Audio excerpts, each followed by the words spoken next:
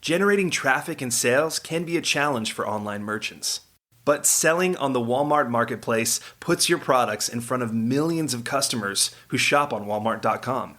And right now, sellers who join Walmart Marketplace can save up to 50% on referral and fulfillment fees for the first 90 days. So get started today. Head over to marketplace.walmart.com/savings. That's marketplace.walmart.com/savings.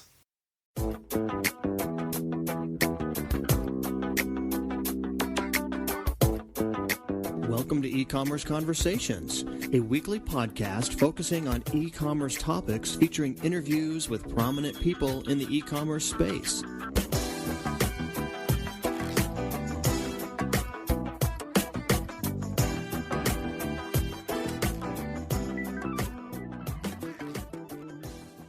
Welcome to E-Commerce Conversations by Practical E-Commerce.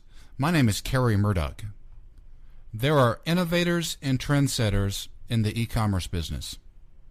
Our guest, Harley Finkelstein, looks for these innovations and these trends and then shares some of them with us each month.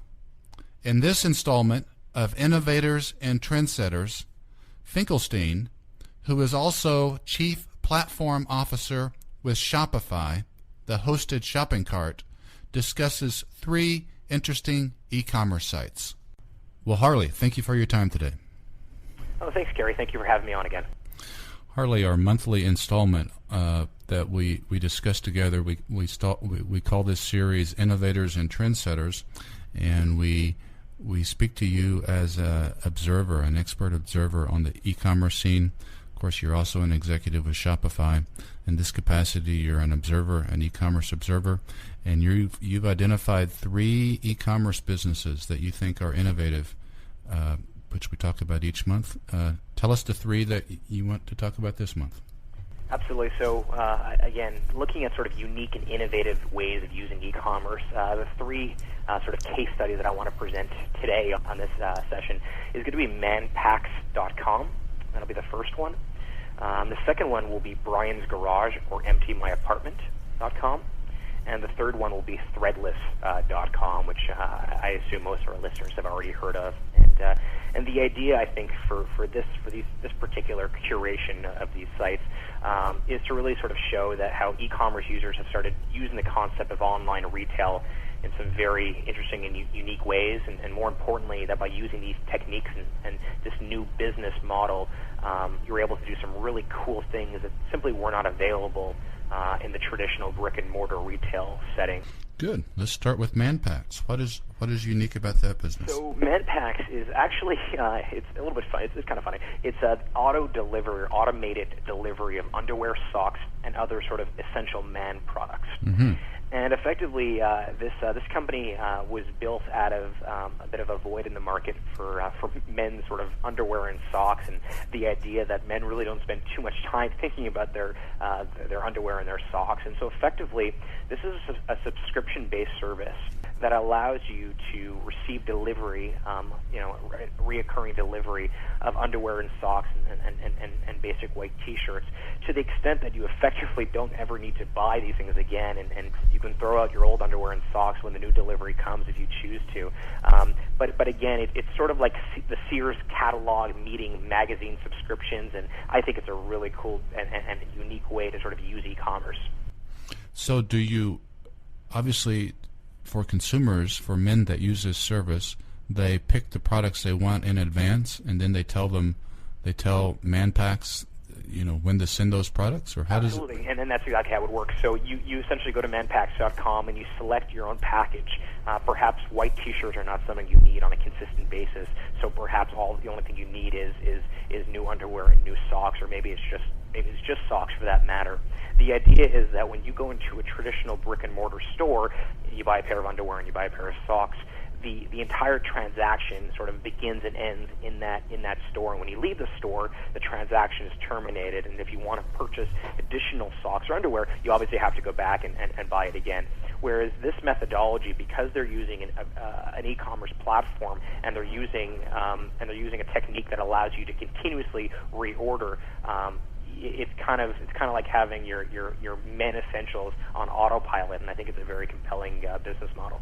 It reminds me of conversations we've had on subscription-based services, and that strikes us, perhaps, I wanted to ask your view on this, Harley, as a growth area for many e-commerce businesses. Amazon Prime would be at least from our standpoint, the poster child on subscription services, but is that a growth opportunity generally for e-commerce businesses, selling subscriptions in a variety of ways? Absolutely. I mean, from a revenue perspective, if you're an e-commerce store, there's effectively two ways to raise your revenue. Either you have more customers coming to your site purchasing products, or you have the same you stay sort of consistent in terms of the volume or the customers you're doing, but you make sure that their ARPU, which is average revenue per user, is increased. And so the nice part about Man Packs are these subscription-based retail concepts that really are only available in an online context. They're able to go ahead and increase that ARPU, because rather than selling me one pair of underwear, one pair of socks, one pair of one T-shirt, I can effectively go ahead and purchase 6 months worth, and every month have that delivered to me. And so if a company like Man Packs, I don't know the ins and outs of their finances or their economics, but I can tell you that as long as they're continuously adding new customers and getting more eyeballs on manpacks.com, and concurrently they're making sure that their average revenue per user is going higher, either by adding new products like T-shirts, for example, to the underwear and socks mix. Either way, it's a recipe for success, and I think the idea of subscription-based products or automating delivery of certain products, I think, is a very compelling business proposition.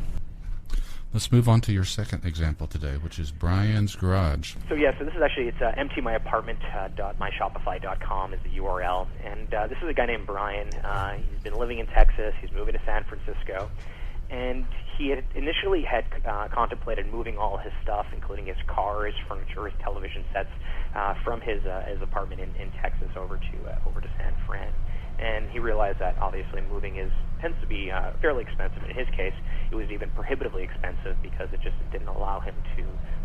He couldn't take his car, for example, or he'd have to drive his car to the West Coast. So he began sort of to think of what he could do. And the initial idea was that he'd set up sort of a garage sale where he just allowed local people to sort of come to his house and purchase these things. And obviously, he was directed to look at things like Craigslist, for example, and he actually did look at Craigslist. And the problem was, at least when he did his research on whether or not to list all these items for sale on Craigslist, was number one, there's no guarantee that when you make these appointments with people, they're going to show up. And that tends to be very time-consuming.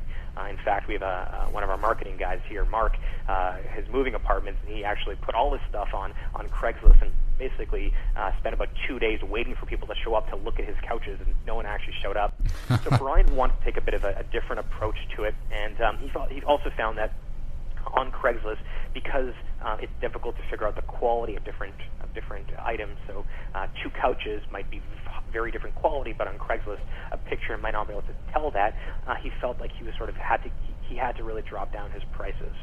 And so rather than sort of listing his stuff on Craigslist, he created a very simple website, Empty My Apartment, and he sort of created this very creative solution as a tool to sell all these things. Last time I checked, I think he had sold about 50% of all the items on the site. I think it's actually closer to 60 or 70% at this point. And most importantly, it took him about an hour to get set up on the site. He did use Shopify in the interest of full disclosure, but it took him about an hour for him to get set up. And this is a way for him to sort of get rid of all his goods, not necessarily get hosed on pricing. He used a very simple template just to as his sort of front end of his store. It looks great, very easy. And as soon as he sells off the products, presumably he'll just take the store down and delist it. How does he get people to the store? That's very interesting. So a couple different ways. He has gone ahead and he has talked to a couple different blogs of what he's doing, and that's been able to ascertain some decent traffic. And the other way, obviously, is by actually using Twitter and some of the social media devices like Facebook as well to promote some of the products, and you can sort of liken and tweet out particular products to your friends. That has been very valuable. And in an interview, actually, that one of our guys did with him, just asking a little bit about some of the tools he used. Obviously, when it comes to purchasing used appliances and used couches, there is a bit of a collegiate demographic, people that are college students, and so as a sort of worst case scenario, he was going to look to some of the college and universities and see if he'd be able to sort of sell through that as well. But actually, the traffic hasn't been a concern for him at all. He just sort of gets out there and puts links here and there, and that's been able to drive some really good visitors to his site. And the innovation concept with Empty My Apartment is that he's able to deploy this store quickly and easily and cheaply and sell his products in a manner that he wouldn't otherwise be able to sell them, and then he can pull it down. So it's a very specific, finite use for a store. And this is sort of, Kerry, you and I have talked about sort of this whole idea of democratizing e-commerce, making e-commerce available. Now, in this case, Brian does have a little bit of an understanding of e-commerce. He's not necessarily a programmer and didn't need any programming to do this, but this is really what we're talking about when we say democratizing e-commerce. The fact that you can throw up a store in an hour, sell thousands of dollars of products, including your $25,000 Audi A6 that he's selling on there, and then when the products are done, you can sort of roll up your store and move on. Again, in order to do this, even a couple years ago, you really had two choices: either a Craigslist or an eBay. And on an eBay, obviously, there are transaction fees, and there are obviously some high costs to list, and there's no guarantee that you're going to sell anything. Whereas a Craigslist, you're sort of competing with the entire world, and so on a pricing model, it's very difficult to price properly. This is just a unique way to do that, and he's done a great job of that. And he doesn't have to wait. In this model, contrasting this model with, say, Craigslist, someone looks at his products, they go to his website, they look at his products, they buy the products there based on how he's presented them, pay for them. Either they buy it or they don't, and there's no waiting around. Some people have asked to go see it, to go see some of the products physically, but for the most part, people just see it. They look at it. They look at his site. There's a bit of a bio, an explanation of why he's selling these, why he's moving, which gives a little bit of a personal touch and gives a little bit of personality to the site. But yeah, as I mentioned, he's already sold more than half of all his products listed, and it didn't really cost him very much money. And that's again emptymyapartment.myshopify.com. That's right. Yep. All right.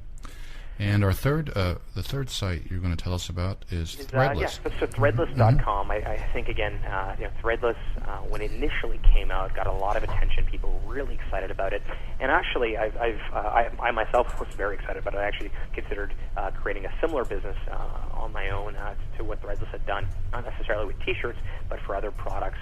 And the thing that I initially noticed about Threadless was that they really had the coolest designs out there.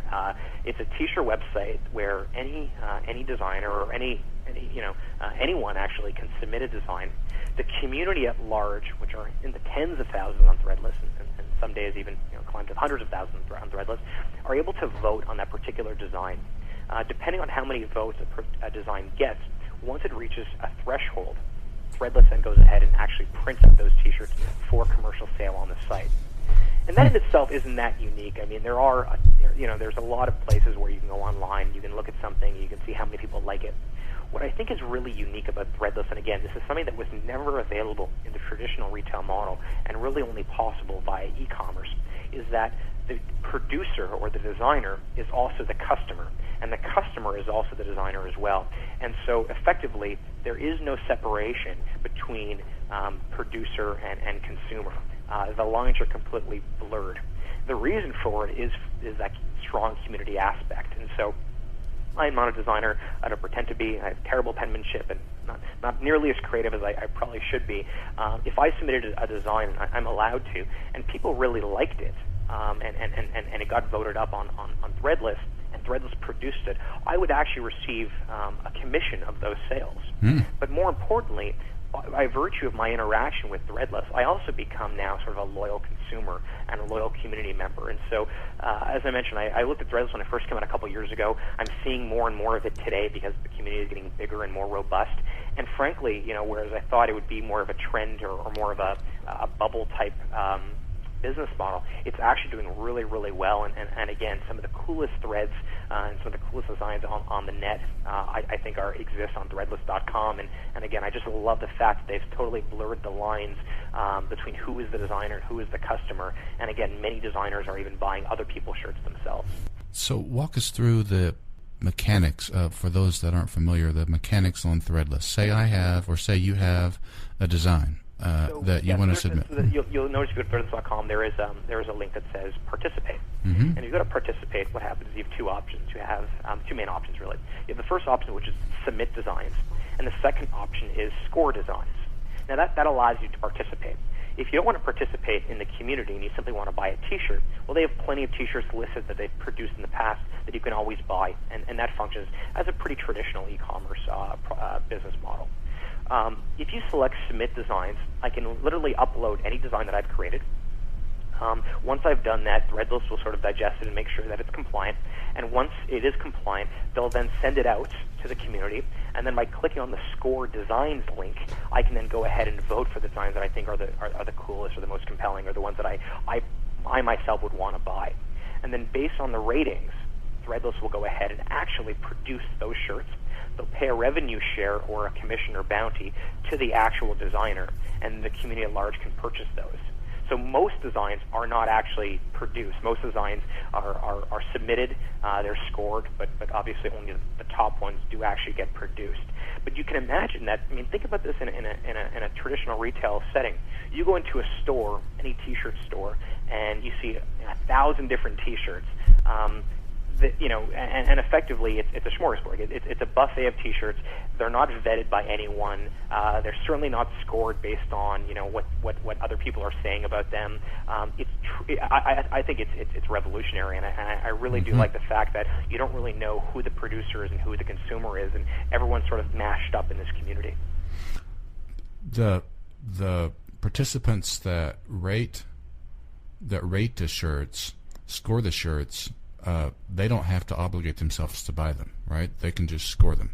Exactly, and that's that's why the community is so strong, because frankly, you're not necessarily committing to purchasing the shirt by voting for it. All you're saying is, given your personal interest or your personal your personal tastes, you like this T-shirt, and again, the more votes the shirt gets from the community, the higher the likelihood is, or the propensity is, to have those produced.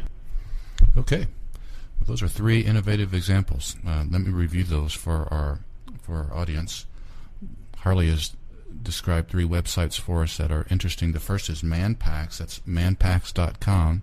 Uses an innovative subscription model to sell physical e-commerce products. The second is emptymyapartment.myshopify.com.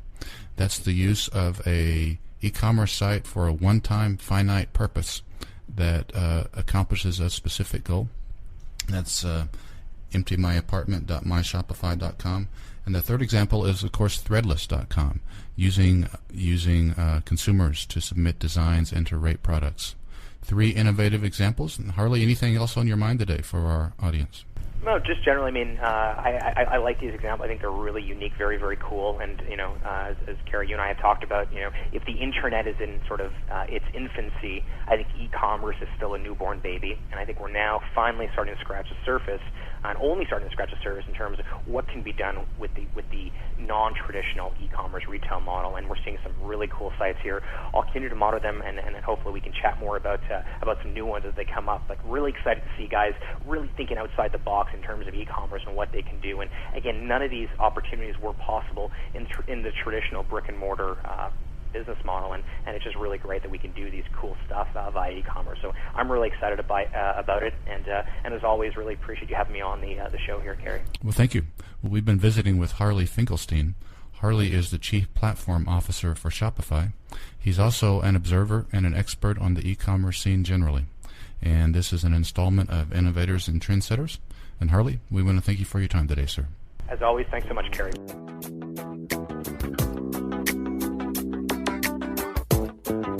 That's all the time we have for this week's e-commerce conversation. I hope you enjoyed it. Please tune in next week for another new episode.